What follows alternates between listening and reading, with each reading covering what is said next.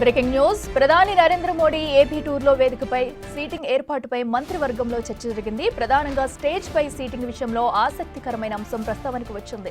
కేంద్ర మంత్రులు ఒకవైపు, ఏపీ మంత్రులను మరోవైపు కూర్చునేలా ప్రోటోకాల్ జాగ్రత్తలు తీసుకోవాల్సిందని సీఎం అన్నారు. తన పక్కన డిప్యూటీ సీఎం పవన్ సీటు ఉండేలా జాగ్రత్తలు తీసుకోవాల్సిందని చంద్రబాబు కామెంట్ చేసినట్టు సమాచారం. మరోసారి ఇలాంటి ఇబ్బందులు లేకుండా చూడాలని సూచించారు.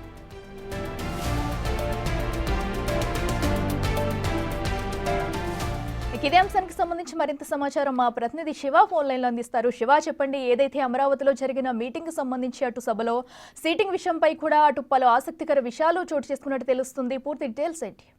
అఖిల, మొత్తం మేము చూసుకుంటే ప్రధానమంత్రి నరేంద్ర మోడీ రాజధాని పనుల పునఃప్రారంభ వేదికకు సంబంధించి మొత్తం వేదికపై 14 మందిని ఆశీనులైన పరిస్థితి కనిపించింది.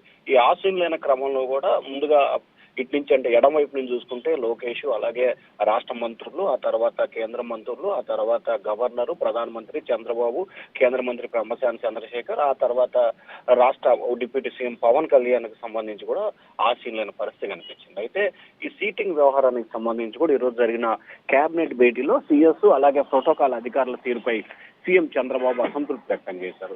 రాష్ట్ర మంత్రులంతా కూడా ఒకవైపు, కేంద్ర మంత్రులు ఒకవైపు, మధ్యలో గవర్నరు అలాగే ప్రధాని, ఆ తర్వాత నేను, నా పక్కన డిప్యూటీ సీఎం ఉండే విధంగా చర్యలు తీసుకోవాలి.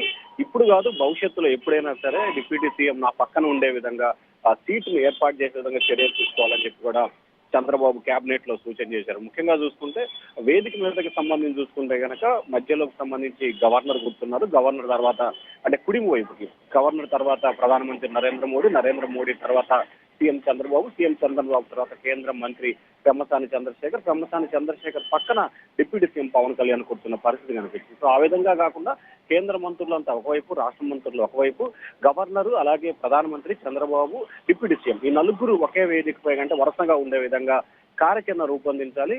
భవిష్యత్తులో ఇటువంటి ఘటనలు జరగకుండా చూసుకోవాలని చెప్పి సీఎం సున్నితంగా కూడా అధికారులకి హెచ్చరిక జారీ చేశారు. Akhila. Right Shiva, thank you.